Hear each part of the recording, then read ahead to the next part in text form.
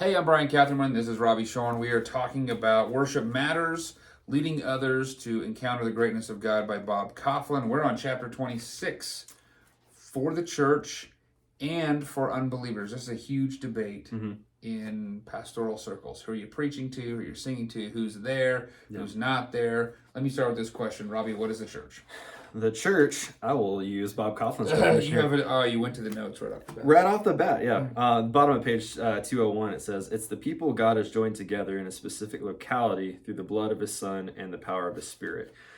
He quotes, uses Ephesians 2:19 through 22 there. But I will say that doesn't just mean the local church. It could also mean like the universal church, the Big C church, if you would call it that. That's so everybody who professes faith in Christ. Context is going to be key a lot of times, local versus universal. Yeah. But believers. Believers, yeah. Believers. So I think a lot of people have clued in over the years that I don't usually say, hey, I'm going to the church. I say I'm going to the church building. Yeah.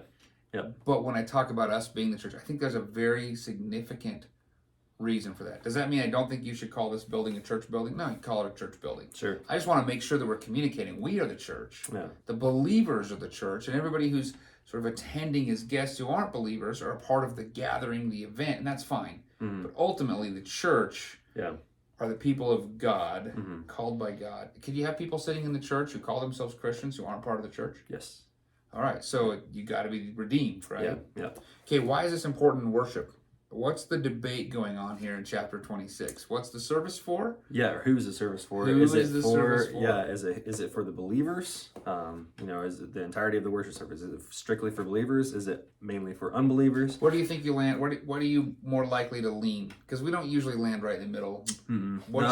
What's your personality type, preference type? What do you think? A couple of years ago, recent years, I would have said the unbelievers. But as currently, I'm definitely along the lines of church. Like it's for the You've swung that pendulum way back. Yeah. Well, this plays out in the should we have unbelievers leading on the worship team? Should we have unbelievers working in the sound booth? Right. Well, if it's it's an opportunity to share the gospel with them. And, right. Okay, but what are we doing and who are we leading and what is it for? So you see how that debate can go. Yes. A lot of different directions. What were some big highlights from the book for you? Yeah. I like what he says on page 203. He just kind of jumps right into it, talking about the priority. Let's see. Forgive me here. You got a lot of notes. I know I have a lot of notes. I know it.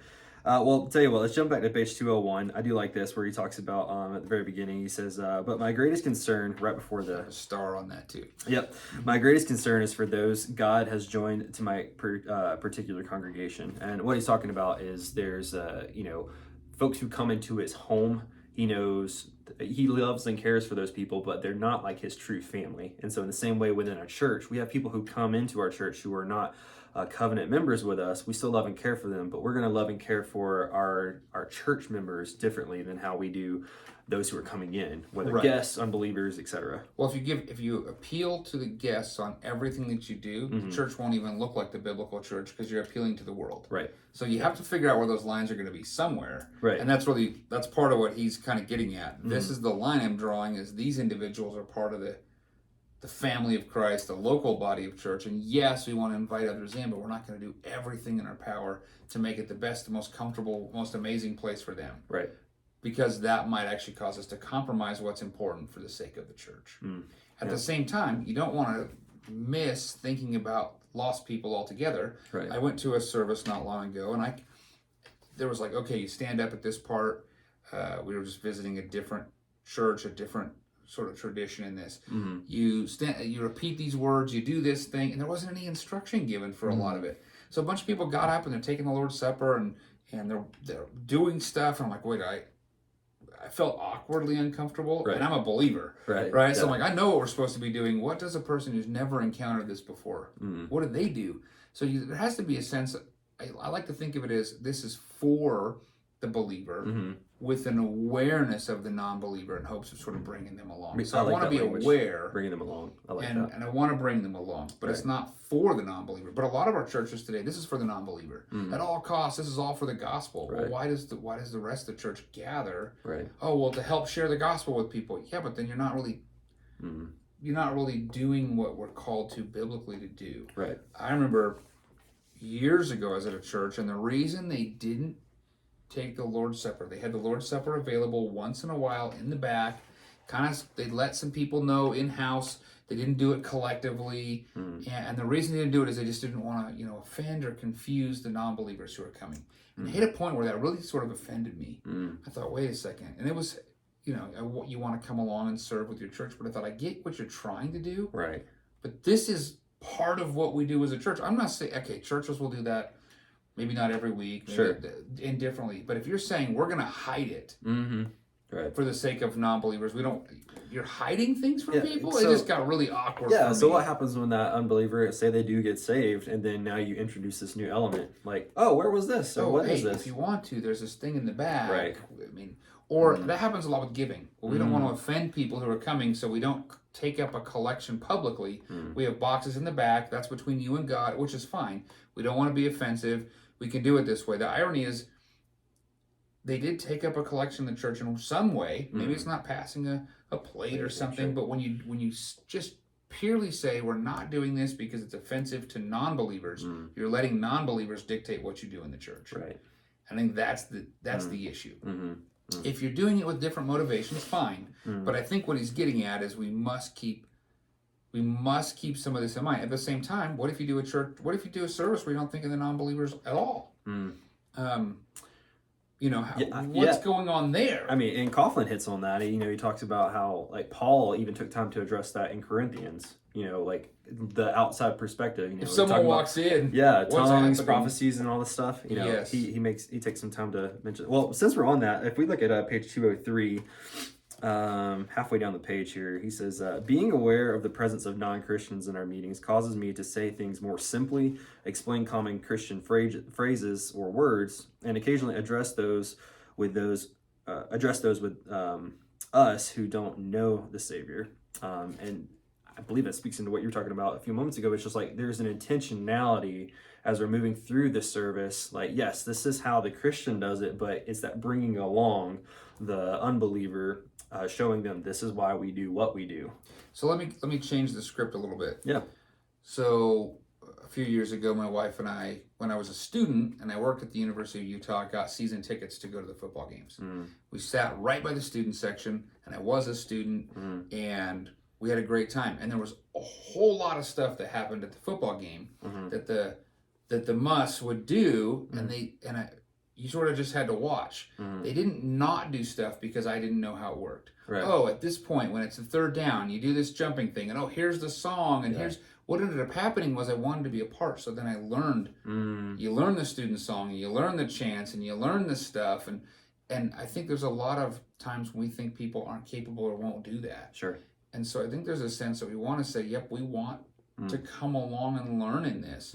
At the same time, what they never did was made a way for us to just learn it. What I had to do is go out and find the fight song and the student song and everything on YouTube and learn it myself. Gotcha. So there's sort of a balance there, but at the same time, people can learn. I learned a lot. I still have the songs memorized. I still know what you do at all. We do it at my house. Yeah. Right? We're sitting watching at home, and all my kids are like, oh, here we go. We're about to do this, and then we do that. And nice. That's kind of, I think, what happens sort of in the gathering at church is you do it in this way that he says, I want you to join us. And hey, you should be singing too. You should be a part of this. I think that's a great example. But adding what you're saying right now, okay, maybe some leaders of the student section start bringing some folks along. We have a couple signs. Get ready at this point. For this. Which I guess in a way, now that I think about it, I guess there is a sense of that because they have like a flag that's, like third down, jump, then some audio comes on, and so you get cued into like, oh, I get what we're doing. So there is a sense that there's a little bit of a training into it. It doesn't just randomly happen. There could be more, especially in the church sense. Yeah, I like that. Hey, if you're a student of the Muss, here's some things you need to know. At this point, you jump. Here's a little card. Here's what it comes. Here's what we're gonna do. This is what happens right now. What do you think about this section? It's on 204. This is just, now granted, what is this, 2012 when you wrote the book or whatever? 8, I think. 8, it's a while ago. Yeah 2008. It's a bit. He says he's dabbling with different ways to identify visitors and so they can help reach out and show them that they appreciate them. And I like this. He says, we've experimented, it's the top of the page.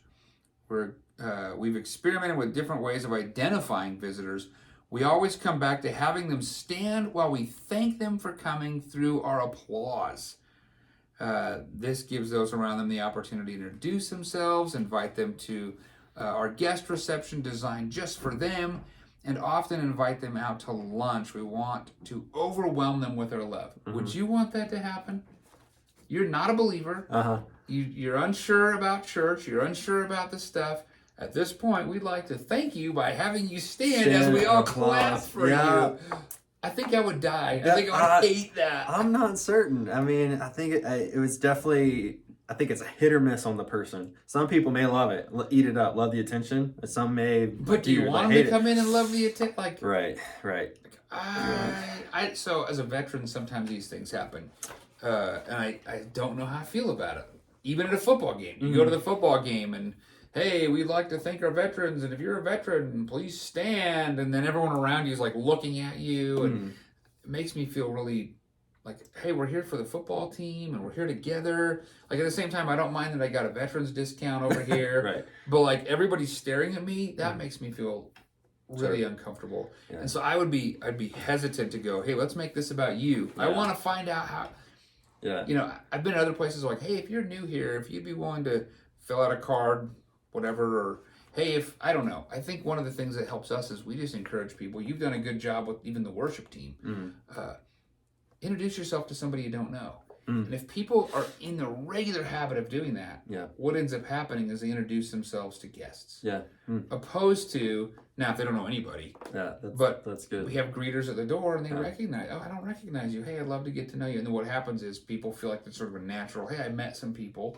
Got identified as a new person without having I guess if you had a church of 5,000 people, so then you have them stand and then everybody claps for them. But I don't know how you would... I'm just thinking of social gatherings in general. Like if you go to a rock concert, I can't imagine if this is your first concert, stand up and everyone else sit back down. I mean, not saying we're trying to look like the world, but I don't see that really happening in that kind of environment either. I don't know, it's just not natural. Or a big family reunion. Hey, if you're new and dating one of the people thinking about getting married, how about you're not sure what you think about the family, why don't you stand up? I don't know. I don't know. I think I like that there's an intentionality to be aware of those individuals. At the same time, I don't know, there's got to be a line. Let's not draw too much attention, because my wife and I were people who snuck in and snuck out for a long time before we became believers. So that would have mortified you guys. We would have never came back. Or we just wouldn't have stood up or anything. We were showing up kind of almost late because we weren't Christians. We were trying to make sense of it. We wanted to understand it. We were showing up almost at the very end, and then we're getting out of there right off the bat. And we have people that do that at our church, and I realized, and I did that because I just wanted to see. I wanted to peer over the fence at the party, right? What's going on over there? Do I want to go over? Do I not want to go over? So some people are going to be a lot less comfortable. And so really for our church, we don't have an element like that built within the service. It's typically beforehand and after the service. Because we've got it built into the lobby, meet someone you don't know, hang out and chat. We have greeters at the door, which... We even have, multiple languages being spoke here now. So it's okay, try to bridge that gap. Don't use it as an excuse. So we're aware we want people here. I'm aware when I'm even preaching. We're preaching into this. It might be somebody who doesn't know the gospel, but for the most part, I'm not preaching the whole sermon for the sake of people getting saved. I'm showing them what the Bible teaches for the sake of the saved. And then I'm inviting those into salvation if they're hearing God speak to them. And I think that's what happens with worship, right? So...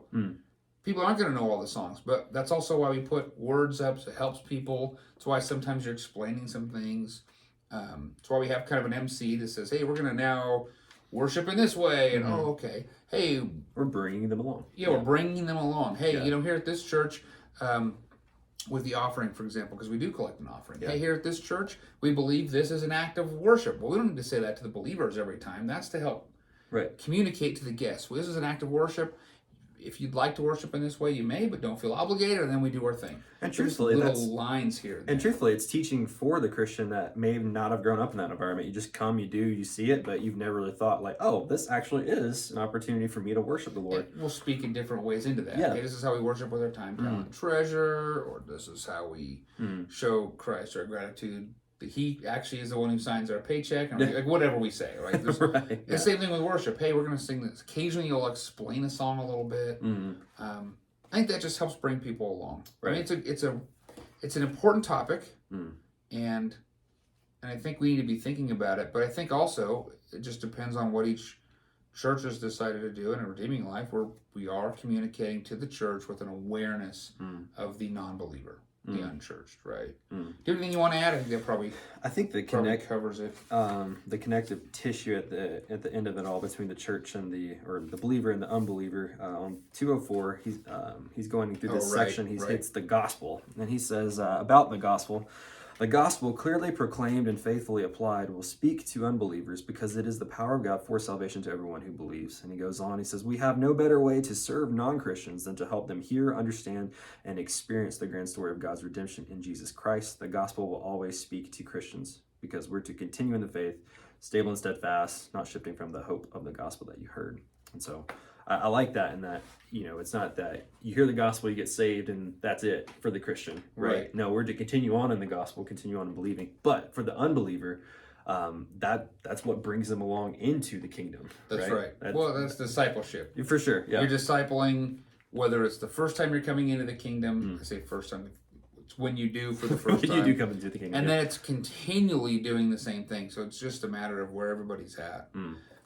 Anything else you want to add? I think that probably it's a tension issue, but I don't think it's as much of a tension at Redeeming Life, which I appreciate. We could probably do a little better job thinking of the unbelievers and being a little bit less of a distraction, helping guide them. Oh, I see that you're a guest here. Here's where our kids check in, and here's why we do what we do. And hey, you want to go out to lunch? I think we could do a better job of that. But for the most part, certainly, yeah, I think we're doing pretty well on this topic. I would agree. Yeah, I would agree. Awesome. All right. Well, that's chapter 26. Worship Matters by Bob Kauflin.